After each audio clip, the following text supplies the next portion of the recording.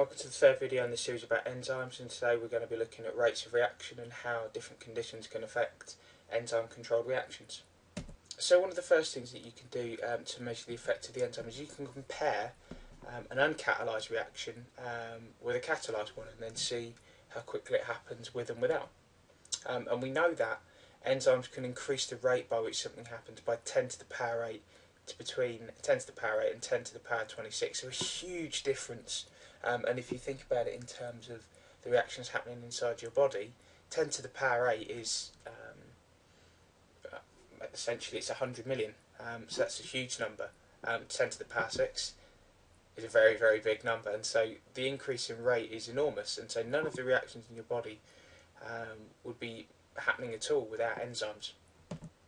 And so if we look at this here, so we've got a graph showing what happens when you increase the substrate concentration and what effect that has on the rate. And so substrate concentration just means the things that are being broken down or the things that are being put together. So if we used an example of a protease which breaks down proteins, and so the substrate in this instance would be a protein. And so you would expect the more protein present, you would expect the greater rate. Now, what's happening here, at lower substrate concentrations, there are some active sites still free, so there are some enzymes still free to then react with some of the substrates, and therefore that's why the rate is still going up. Approaching the maximum, or the maximum rate of reaction, then what's happening is virtually all of the enzymes are being engaged with a substrate, and therefore what's happening here is you get a levelling off of this rate of reaction. So whenever doing an enzyme catalyzed reaction and measuring the rate of reaction, if your independent variable, so this is the one that you change, and so the thing that you're measuring is the rate, scientists tend to measure the initial rate. By initial, we're talking in the first few moments of the reaction happening. And the reason for that is, what you don't want to occur is any other factor that could affect the results to kick in and to cause an effect. So if you were measuring the rate up here, then let's say if you were altering substrate concentration, then for instance the temperature may have an effect on that due to the reaction giving off heat. And so scientists always measure the initial rate of reaction at the start of the reaction, so no other outside variable can have an effect. So one thing that can affect enzyme controlled reactions is temperature, and what we have to measure the effect of temperature, we have this temperature coefficient called Q10, and what it is it's the rate of reaction at x plus 10 degrees divided by the rate of reaction at x.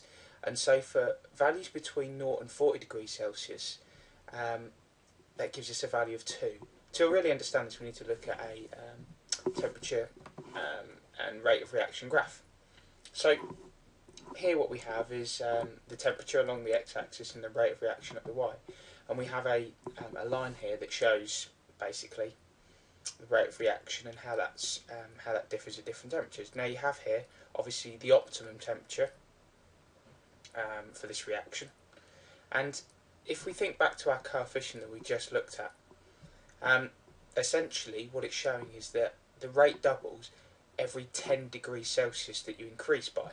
And so our formula is the rate of reaction at x plus 10 divided by the rate of reaction at x.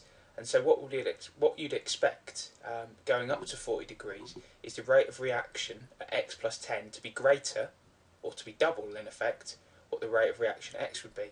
So to demo this, if we look at our values here, so if this is our value for 10 degrees Celsius and this is our value for 20, and I've just picked some arbitrary figures for rate of reaction here, you'll notice that the rate here is 2 and the rate here is 4. And so corresponding back to these values, our rate of reaction at x plus 10, that corresponds to the 4, and then this corresponds to our value for x. And so 4 divided by 2 gives us a value of 2. And so therefore up to 40 degrees you would expect the rate or the Q10 coefficient value to be 2. Now once the enzyme is denatured, it can't catalyse the reactions properly, and so what you'd expect to happen to this coefficient, it's not really valid past the optimum temperature, and so therefore you'd start to get values less than 1, and therefore it would show that the enzyme is denatured. There are some bacteria that have enzymes with an optimum of 85, so this isn't usually set. There isn't a set temperature that all enzymes work best at, but you can expect the temperature at which they work best at, usually in humans, to be body temperature of 37 degrees. So another thing that can affect how well enzymes work is also the pH. And so we have three different enzymes here, so pepsin, trypsin and cholinesterase. Now you can see here that in all cases, that pepsin works best at a lower pH. Trypsin and cholinesterase, their optimum is much, much higher, so around 7.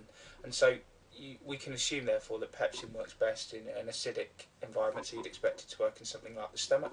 And trypsin and cholinesterase works best at a kind of neutral environment, and so you would expect to find that in other tissues where the pH is quite neutral. Obviously, if you were to put pepsin in a similar condition with trypsin, then it wouldn't work as effectively, and vice versa. If I put trypsin and tried to make it useful in the stomach, it wouldn't work because it would denature. So when an enzyme denatures, what effectively happens is some of the bonds that hold together the active site, so some of the hydrogen bonds holding together the tertiary structure, will break down, and therefore the enzyme will be ineffective because it won't have a shape that's complementary to the substrate and therefore no longer work. If you join me on the next video, I'll be looking at answering some exam questions.